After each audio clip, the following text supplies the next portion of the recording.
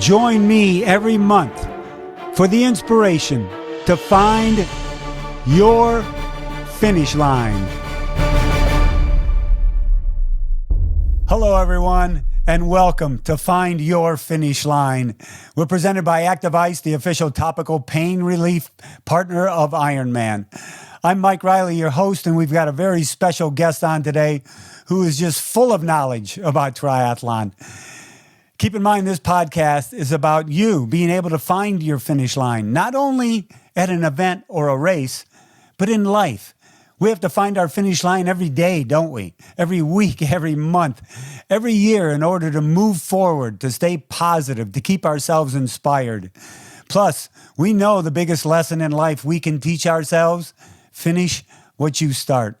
And it's also the best lesson we can teach our family, friends, our children. So keep it up, everybody out there, and hopefully you'll be inspired by these guests with their stories so that you can keep moving forward. Now it's time to welcome Taren Gesell, better known as Triathlon Taren. He hails out of Canada. Welcome to Find Your Finish Line, Taren. Thanks for having me, Mike. It's an honor. I tell you, with an introduction like that, it makes me want to step up our podcast intros. Holy smokes. I am pumped now. I guess I've done this a few times before live, you know. So you always have a way of having me just step up my game. I tell you, like I come away walking, like I got to learn how to orate the way that Mike does. Wow. All right, stop it. This is about you. Come on now. Well, you are the creator, the leader, the conductor of formerly Team Trainiac, now Motive, which started back in 2014, and you've grown to almost 400,000 strong. Is that almost daunting to you? It's really funny because I remember after putting out about maybe 4 or 5 videos on YouTube, YouTube came first, and then we branched out into podcasts and an app and books. And I was at coffee with a friend who I went to school with, and she said, that's really cool what you're doing. You might become YouTube famous. And I went, let's be honest here, Crystal, like nobody's going to tune in to people for like triathlon info out of Winnipeg. Why would they do that? And I never thought that anything like this would ever happen. And I thought that at the most, if I really, really knocked it out of the park, I could get some free energy gels out of it. Well, we got those after maybe about 6 or 8 months. And yeah, like it's so surreal when we go to races and get to meet people from all over the world, or we do lives where we actually get to interact with people. And there's people from Sweden and people from Czechoslovakia, like just literally everywhere. And it's still really bizarre because I'm still just in Winnipeg and be honest with you, I'm under a blankie right now in my basement in my PJs. And it's kind of surreal to hear that number of 400,000. Well, I'm not in my PJs, but I'm as comfortable as you are right now. But I'm going to dive down that triathlon road and that following in just a minute. But I want to talk about Taren. As you know, to find your finish line at an event and a race, we do that, but we've got to find it in life. And when you were taking a look at your life back years ago, your lifestyle, your work ethic, what you were doing, and you didn't really care for what you saw in the mirror, did you? No, not at all. In my mid-20s, I was very out of shape. I had got up to as high as 215 pounds and dieted down, and I lifted some weights and tried to be a bodybuilder because I thought that that's what you had to do to be healthy. I thought that's what healthy was. I didn't really have any sort of background in athletics. I just knew that I wasn't happy. I didn't like going into a store and trying to find size 40, 30 jeans. Like those are pretty tough to find. And there was a switch that flipped one day where I just got fed up with everything. And it was literally just one switch that all of a sudden I decided that every single day I was going to eat a little bit healthier and train a little bit harder. I was kind of throwing around weights at the time, but didn't know what I was doing. All I knew is that every single day I had to push a little bit. And day after day, I learned a little bit more and a little bit more, got down to the point that I would be like a competitive age group triathlete, but really just started out as most people do. I couldn't swim. I didn't own a bike. I had to run the length of one house and then walk the length of 3 or 4 houses to catch my breath again.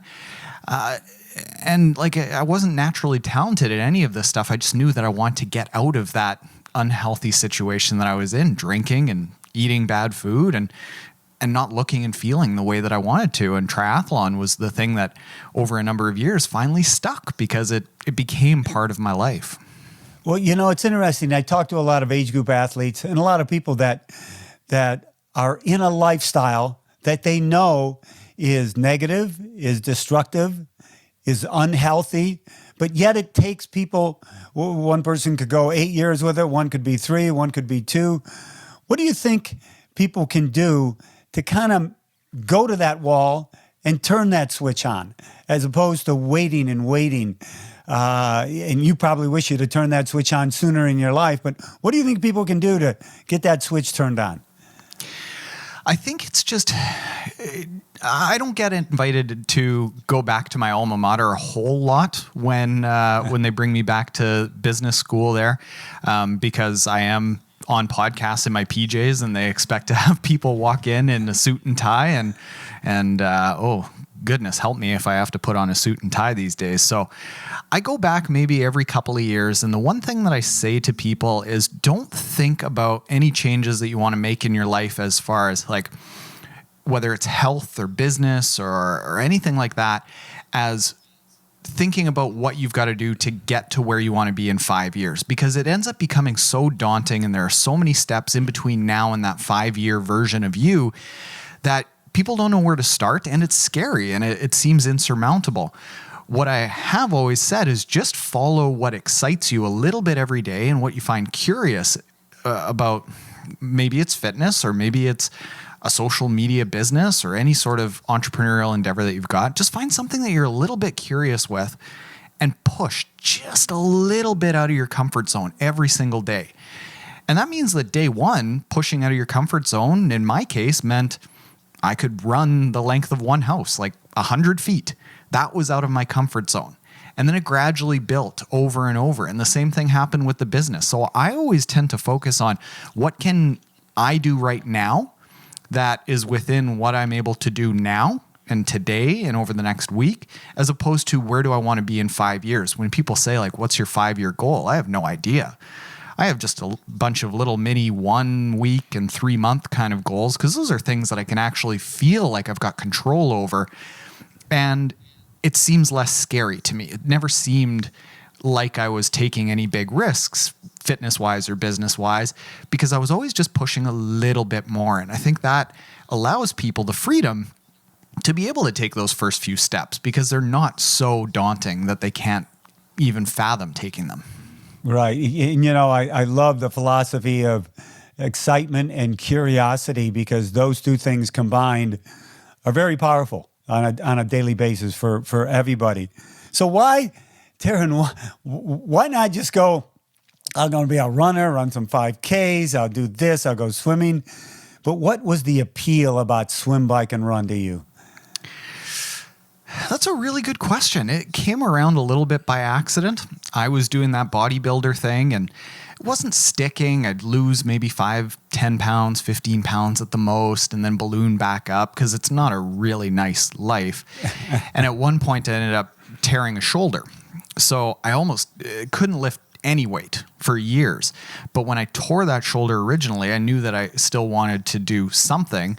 So I went to the gym and I started walking on the treadmill. And after a few days, I was like, oh, well, this is pretty boring. So then I intermixed walk on the treadmill one day, go on a bike the next day.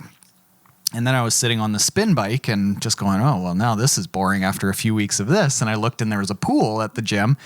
And I figured, yeah, I went to all the don't drown levels of swimming as a kid. I'll go and try to swim. And I was really just trying to stay excited and keep engaged. And then there was a friend that I went to university with who, I didn't know it at the time, he was an elite under 23 world ranked triathlete. And I said, hey, you did some triathlons, right? And he went, yeah. What do you want to know? I said, well, how do you do it? How do you be a triathlete? I'm kind of running and I'm kind of biking and I'm kind of swimming. He's like, well, you enter a race and then you do it. Like, it was just as simple as that. Like, all of the things that I had in my head about, like, well, what workouts do I do and what gear do I need? And he just said, like, just enter a race and just do it. And it's going to be awful and you're not going to know what gear to do, but we all go through that. And that's how it started. I could have very easily gone down just a single sport path, but just what I found interesting was the variety. Doing just one thing didn't excite me as much as being a little bit more well-rounded and having that diversity every few days where I was able to bounce between swimming, biking, and running. So I think maybe just a little bit of ADD kicked in that allowed me to gravitate towards triathlon instead of just a single sport. You know, I've had so many say, oh my gosh, first timers, I lost my goggles in the water. I couldn't clip into my pedals. My gosh, one of my shoelaces broken, but I had the greatest time ever. You know, so if we could bottle that and let all the newbies know out there and the first timers, it's going to be okay, especially when you come through that finish line. So let's talk about your Team Trainiacs, now Motive, and how you want to move forward with it. As you said earlier, you know, all of a sudden, wow, I've got this following and people are listening to me, and I'm trying to give the best advice I can. You know, it's advice you probably give to yourselves, but what do you think the factor is of the combination or the community that people want to be a part of with you? You know what? I'm not really sure exactly what it is. I've got an inkling of what people tell me when we meet them at expos and things like that. I think the thing that we stumbled upon maybe about 4 years ago, it wasn't early on, it was maybe about 2 years into doing content, was that I did a couple of videos that were specifically about beginner problems. Because I remembered how I felt in my first few years doing triathlon, that I was in a pool in a master's group and the coach on deck is yelling down at me, well, you got to get your elbow a lot higher while you're out of the water. You got to get this big high elbow recovery. And I'm standing there going like, man, I can't even breathe down here. And you're telling me what to do with my elbow? What are you talking about? And I thought about that more and more. And I realized that so much of what is written and produced and talked about in this industry, I read the Triathlon Training Bible, great book, but I finished it not knowing what the hell was in it. Like, I still didn't get it.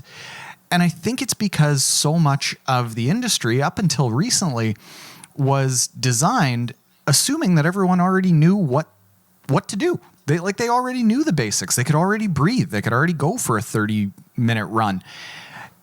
And I think that's because a lot of the coaches come from an elite background, whereas I was coming from the background not being able to swim in that pool. So I started making content about how do you breathe when swimming? Do you put underwear on under your bib shorts? Do you change between the swim and the bike? And all of these things that probably about 40% of the entire race field, every single race need to know, has been ignored, and largely been ignored for about 30, 40 years, as long as the sport has been around. So I just started making content about the things that me, as a regular adult on-set triathlete that took it up late in life, had to figure out. And I think that's what started building that community, because people realize, like, holy smokes, not everyone is out there crushing watts and worrying about their VO2 max. There are some people out here that are doing quite well that started with having to run 150 feet at a time. Well, you've got a concept that you use, and you're going to be using it moving forward, the lever. And a lever means many things to many different people. You know, when I hear lever right away, well, it's a lever some guy's going to use on a construction site, you know, and I know it's going to move something, and it's stronger than you are, and it can jam underneath something and move it. So is that what you believe the lever concept is? Something to really help people accomplish and get to their goals and objectives? How are you going to use this lever, Taren? I mean, I've thought about this over the last year. So as we start transitioning this hobby and this following that I had into a business that we want to grow and we want to have an impact in the endurance sports world, I thought, how can we do that? And an analogy that popped to mind was this idea of the lever. And right now, I got a pretty big lever because we got, as you said, 400 and some thousand people following me. And what I'm trying to do is pull on this lever and have me pull on it on one end, and on the other end, help people get into triathlon and endurance sports. And it doesn't have to be triathlon. It can be running or cycling or really whatever excites you. Endurance, yeah. But endurance-wise.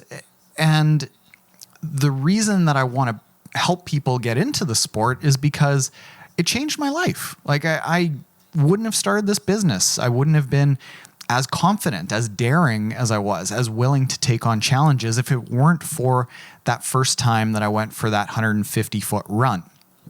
And it's life-changing to so many people, as you've written about it and as you see at finish lines. Endurance sports changes people's lives because they accomplish something that they never thought they'd be able to accomplish. So I want to pull people into the sport. But right now, even though we've got a really big lever, it's just me pulling on that lever. And as we start to think about actually turning this into a business, we're unveiling things like we've built an editorial team with pros and researchers and other coaches and writers who know about different things in the sport that they can write about. We built an ambassador team. And all of a sudden, instead of just me pulling on this lever, it's more people pulling on that lever, which is hopefully going to bring more people into the sport. And I think that that is an important part of our duty as people whose lives have been changed by endurance sports, because there was a time that all of us needed that little bit of help to help change our lives, and other people helped us along the way, whether we think about it or not. Like, there are people that helped us. And if we can get more people that have that mindset, that it's part of their duty as somebody who has already got into the sport to give back to the early people in the sport, I think that'll bring more people in. And unfortunately, what I see a lot of is that people get into the sport, get a little bit of talent, and all of a sudden kind of start, getting a little bit of bravado and puffing their chest out a little bit about how good they think they are because they've done all these things that regular people don't do. And that's kind of antithetical to the entire reason that people got into the sport. It's for challenge and it's for excitement, and not about, me versus you. And yeah, I think the more people we can get into that mindset of helping new people come into the sport, the better we'll all be. Well, the better we'll be, better our soul will be, the better our mind will be, because we'll be in service of others. Yeah, it's interesting on the ego side of it. We all need and want our ego. It keeps us, if it's done right, it keeps us balanced. But a lot of times I see that too. It can be inflated after a podium finish, but you can never forget about where you came from. And those first questions you asked, and do I wear the underwear underneath my shorts? And they can never forget where they came from. In building this business in this community, social media wise, is obviously you have to be quote unquote an expert on it. You mentioned YouTube earlier. Are you going down that road in different ways and ideas? Tell us about that. And is YouTube going to be a much bigger part of it? That's hard to say if it's going to be a bigger part of it. It's always been the primary part of it. We are struggling a little bit, I'll be honest, with what YouTube is going to be for us, because on the one hand, how we built up our original following was by documenting my journey and my growth in triathlon, sharing some of the more basic advice that I learned along the way. And that story is kind of, I think it's played out. I've hit some podiums, I've made some world championships. And yeah, I could go from maybe a 428 half Ironman athlete to a 421 half Ironman athlete, and that's a little bit of an improvement. But I think I'm pretty close to where I'm going to be. And what excites me more is that lever and helping other people and making the story about other people and using our platform to share stories of, we use the podcast for this right now, but wondering about how we can use the YouTube channel for this right now. Things like, how do you train for triathlon as a black triathlete? I can't share that, but we have this big audience, and how do we leverage that into sharing that information on YouTube as well? Or how do you do triathlon as a busy mom? So while sharing my story is what originally built things up, and it's what gives me that really cool connection to people that I get to meet at races, I don't know if it is the very best way to be welcoming to all people out there, more people than people that just look like me. So it's always going to be a big part of things. How we do that is going to be a little bit up in the air, to be honest. I wish I had a better answer for that, but that's something that we're trying to balance. Like, how do we keep that connection, and how do we keep things personal with me and the followers, but also broaden it out? I'm not, to be honest, not really sure. I wish I had a better answer for that. Yeah, you're the focal point, and I think you're going down the right path, because when people hear other people's stories and what they've done and what they're doing, it's as powerful as your story. So the more you have of that, I believe, the more people are going to come in and go, oh, Taren's got this person on, and she or he is like me, and this person on, and they're going through this type of thing in their life. That's where I think that community becomes even more powerful. So good, I say good on you, and keep going down that direction. So I'll send you my check on that advice after. I mean, okay, my check. Are on I'm the not way. sending you a check. I'll send you my invoice on that advice. Yeah. Afterwards. What is 10% of not a lot? Hold on, everyone. We'll be right back after a message from our sponsors.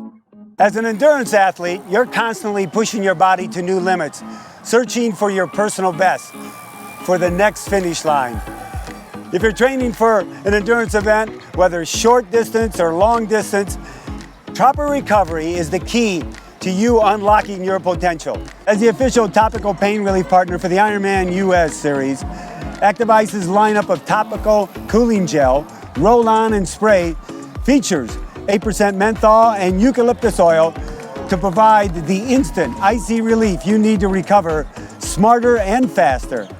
The water-based non-sticky formula withstands sweat to keep up with the demands and exertion of race day. Don't let muscle pain or sprains hold you back from reaching your potential, from reaching your personal best. Shop the Active Ice's lineup on Amazon today for the support you need to find your finish line. When you put yourself out there, sometimes it can be intimidating, but then sometimes people say things that maybe aren't true, or they're a little hurtful because of the social media cathedral, so to speak, that people are in. And how do you deal with that? Not well. To be perfectly honest, not very well. It's hurtful. I think anyone who says that, when people online start getting that ego and forgetting about being welcoming of all people, and it's directed at you, it's tough. But it's part of the deal. If I want to meet people at expos and in person who cry or like because they get to meet me, and I get to hear about how I was even just a small part of them getting through a tough part in their life, like that is so much more fulfilling than anything I've ever experienced in my life, that it's an honor. It's an honor to be any small part of what people are going through. And if I want to have that sort of part of people's lives in a good way, it's just part of the pendulum and the spectrum that I am going to have people that just hate me. It's part of it. If you're out there and you're saying things and you have an opinion on anything, I call it the TTA, the top tier assholes, because there's going to be 1% of people that watch what you do that hate it. And then there's going to be 1% of that 1% that are like real jerks that go online and start bashing you or whatever it is. It's just part of the deal. It's unfortunate that it's part of the deal. And it seems like the world is, over the past year and a half, with the lockdowns and coronavirus and everyone being more frustrated and not having an outlet that's healthy, it seems to have ramped up in the last year and a half, which it makes me sad for those people, because that's how they feel that they need to let it out, as opposed to going for a run or even having people that they can communicate with.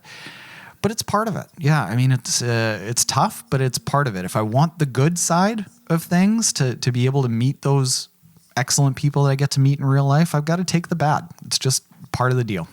Yeah, I mean, it's not something that you look forward to, but you always have to take a look at the positive side and the percentages of people that do come up to you at events and say things like that. So, but it is part of the business. What do you believe in your life? And you can go as far back as you want, or to yesterday. What do you think the biggest failure you've had, and what do you think you learned from that? Yeah, the biggest failure that I had, it was a 5-year stretch of what happened right before this business. I have always 5 been years. somebody in my life that for good or bad, I get obsessed about things that I take on. I can't just be a triathlete. I've got to be the best known age group triathlete in the world. I can't just be a curler. I've got to be a professional curler on the World Curling Tour. I can't just be a golfer. I've got to build a golf simulator in my garage and practice it every day. Like, I get obsessed about things. And when I got out of university, I went down the finance path and I became an investment advisor because I saw money there. I saw a whole bunch of people that I had worked for and been exposed to and colleagues that were making $1 million a year.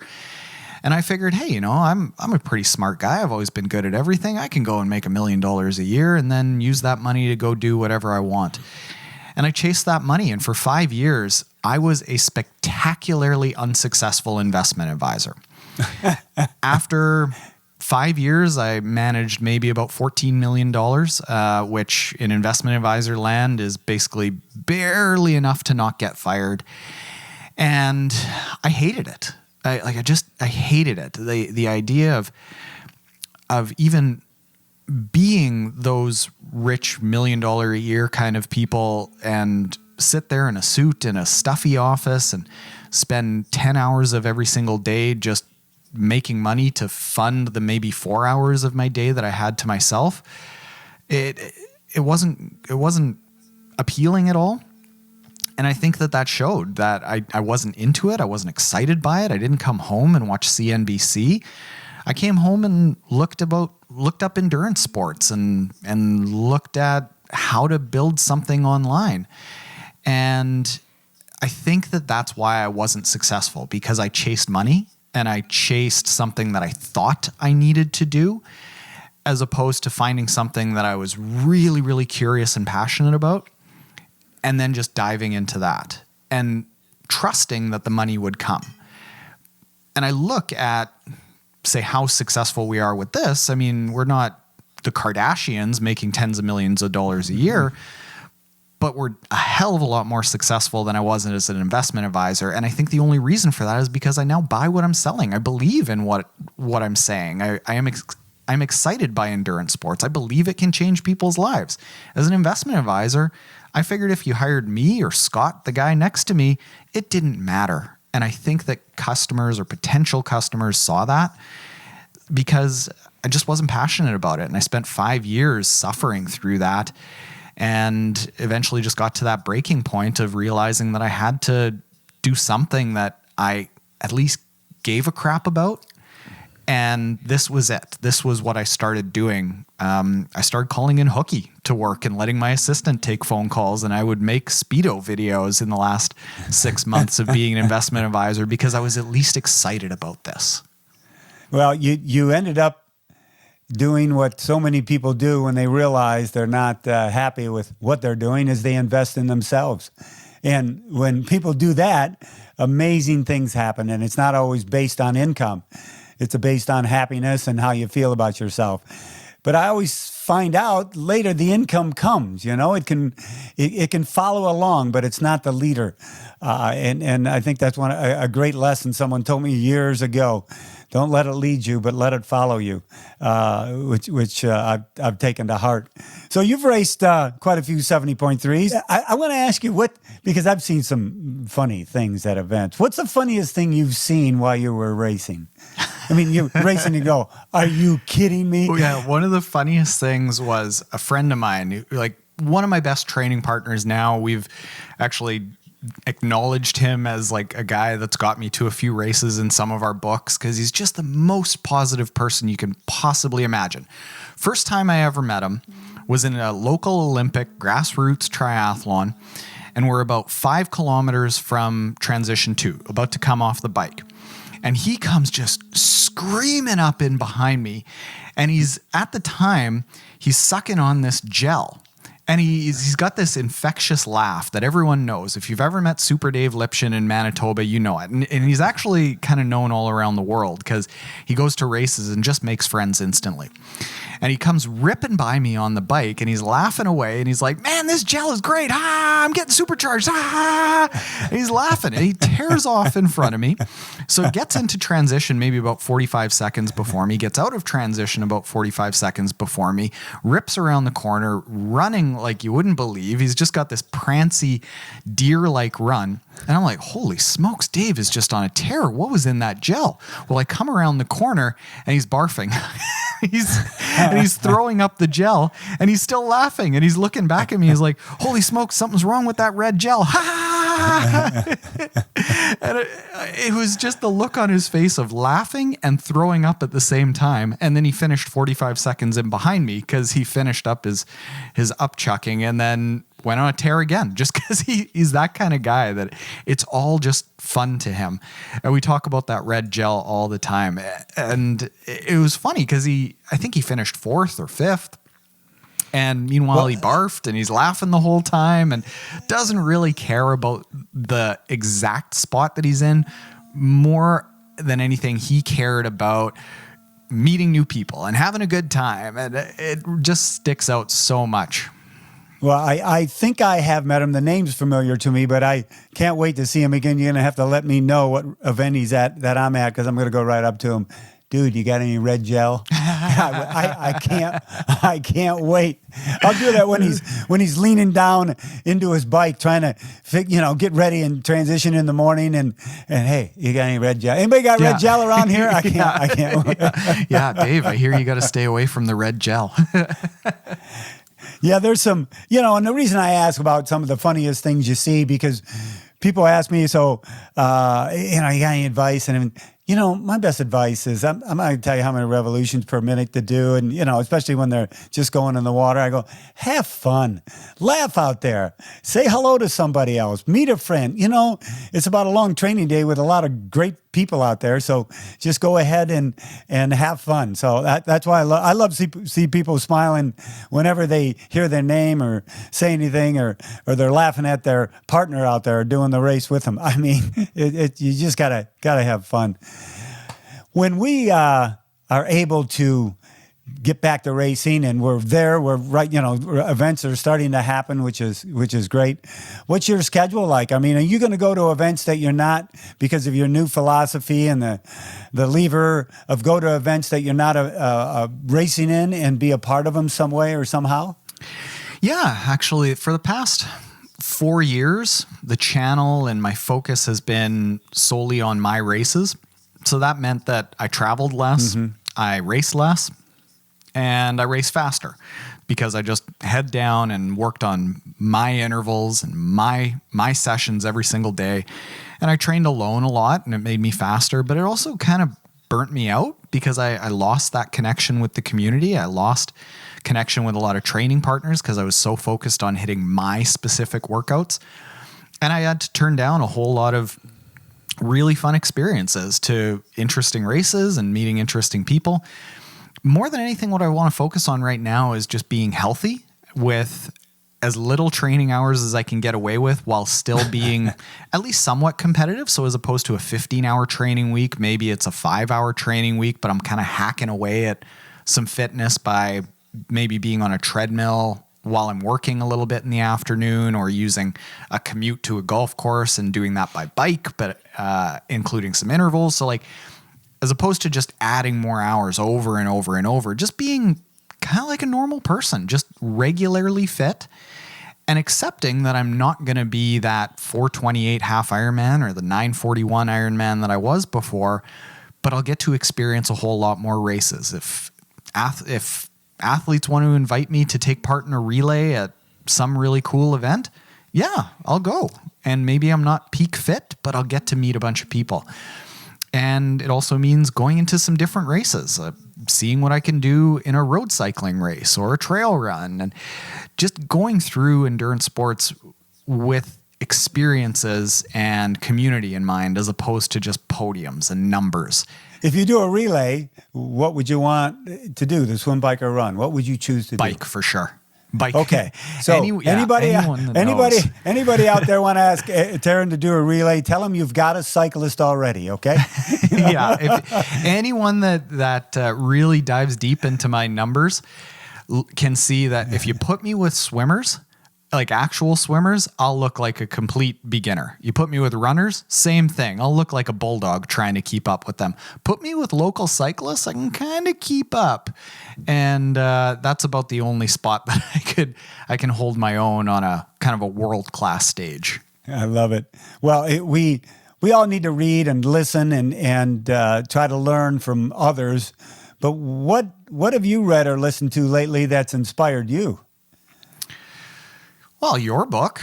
I'll give you a plug for that. Thank you. Hearing everyone's stories and the connection, I started listening to that right as I was starting to change my mindset. And it was something that impacted me to remember that it's not just about me and about my finish times. And that was one thing. That was an impetus to starting to think this different way. I'll always plug the 7 Habits of Highly Effective People. That was something that I read early on in my fitness journey. I read it just coincidentally right at the same time that I was starting to lose weight and starting to want more out of my life than just drinking a bunch on the weekend and then stopping at McDonald's at 2 a.m. Like, I wanted something more fulfilling. And the 7 Habits of Highly Effective People has been almost like a Bible to me. I still have the original book that I read with all of the notes in it and all of the Post-its sticking out of it. And I treated that as much as a life ethos and how to think about life and how to think about what I want over the next decade or 2 decades and how I want to react to things and how I want to interact with the people around me. And yeah, I would recommend that to anyone who's struggling to figure out a direction in life. And I'll say this, like, ego kind of takes care of itself. What you need to work on more than anything, that is, studies have proven over and over and over that more fulfilling is the community aspect, the people, the relationships. And as endurance athletes, it's really easy for us to forget that. And that's a really big part of the 7 Habits of Highly Effective People, the community and the relationships and how you're giving back. And every time I've struggled in life, it's when I start letting that pendulum swing more towards I'm going to focus on myself and race times and money. I agree wholeheartedly. Well, Taren, the final question on Find Your Finish Line, we've titled it Tri-Table Racing. In the off-road racing world of car racing, they have bench racing. That's when you sit around the table, you sit around the bench after the event, you reminisce about what went right, what went wrong, what you loved. So this tri-table racing question for you is, what was the last race that you had the greatest memory in, and reminisce with that about it? Can I speak about a challenge race in this? Well, you can speak about anything you want. Sure, you can speak about challenge. Okay. So I was in Challenge Roth. It's the only full distance race that I've ever done. Right. Everything was going really well. Had a good training build up. And at 27 kilometers, I was like, you know what? This Ironman thing is easy. Everyone's off in the bushes and they're keeled over and they're cramped. And here I am. I'm just running my 5-minute kilometers like nothing. Everything's easy. Well, then I get to 29 kilometers and oh my goodness, does the world get hard at 29 kilometers into an Ironman marathon. And at that point in Challenge Roth, you go into a forest. And the field is spread out enough that there's almost nobody around and you're just solitary by yourself, and it's suffering, absolutely suffering. It's calm. You can't hear anyone. There's no spectators. You're just by yourself in a lot of pain for probably about 3 kilometers. Well, I come out of that forest, and just as you come out of the forest, there's a beer garden there with a stage in the middle. And the announcer, I guess, is getting splits of who's coming up through the forest. And as I come out of the forest, I hear the announcer scream, "We have Triathlon Taren coming up here. He's the biggest triathlon YouTuber in the world. Let's hear it for him." And I'm in the depths of despair, and the beer garden erupts. And he starts running around the beer garden with me, because you're running through the beer garden. And I did not stop once to do anything during that marathon besides stop and hug him, because I needed that so much. And it got me through the next 11 kilometers. I could not believe it. It was one of the most impactful times of my life. That emotion that you've got in the last 15K of a Ironman marathon run, it's one of the most vulnerable points that anyone can ever be in their entire life. And yeah, you hear this thing about finding out about yourself, but it's just raw emotion. It's just you and emotion. And to have that big bunch of excitement while I was essentially by myself in the dark was really, really powerful. Wow, that is a great tri-table topic. Thank you very much for that. I love that story. I was just picturing it as if I was the guy on the microphone bringing you in, and I wouldn't have said all those nice things about you, but it'd have been just as great. Yeah, Triathlon Taren coming down the finish chute. He smells like pee. No, I wouldn't have done that. So, Taren, what's the best way, especially if we got new people watching this podcast, they're being introduced to you, the best way for people to be able to get a hold of you and contact you? Best way to find me personally is Triathlon Taren, Taren. They can find me on all the social medias. Fortunately, there aren't a lot of Tarens out there, so it's not like I was Triathlon Steve and had to fight for it. Excuse me, so they can find me there. And then if there are people that like reading more than anything and want a hub, we're building out MyMotiv, MOTTIV.com. And that's where we're starting to build out the business side of things. That's where our app is. That's where we house our books. That's where our ambassador team signups were at the beginning of the year. That's where we're bringing in all of the contributors to start writing articles about tri-bike versus road bike and being a triathlete as a mom and all of the things that is more than just me. So that's what we're building out there. Well, that is fantastic. And I'll tell you what, my hats off to you for what you do for our sport and how you bring new people into it. All of us involved in triathlon on the business side and the fun side want to make sure as many new people come in and feel comfortable about coming into our sport. So, Taren, thanks for your time today, buddy. I appreciate it. I can't wait to see you at the next event. Well, thanks to you, Mike. I just want to take a second to say thanks to you for everything you've done, supporting our YouTube channel when I was just getting started, and the podcast again when I was just getting started, and being a friend and letting us into your condo at Kona and chatting there. You've been one of the best relationships that we've had come up of this little experience that we've had over the last few years. So thank you. Well, thank you very much. I appreciate that. And thank you to everybody for joining Find Your Finish Line today. And a big thanks to Active Ice, the official topical pain relief partner of Ironman. They are our presenting sponsor. By the way, if you've enjoyed the show today, please subscribe to become notified of our upcoming shows. You can do that on Apple Podcasts, Spotify, Overcast, or on our website, MikeRiley.net. Keep in mind, everybody, you're the cause of your own experiences. If you keep that in mind every day, you'll head down a positive path. Take responsibility for the things you say, you do, and how you treat others. Be well out there, my friends. Can't wait to bring you through the next finish line. And as always, my warmest aloha.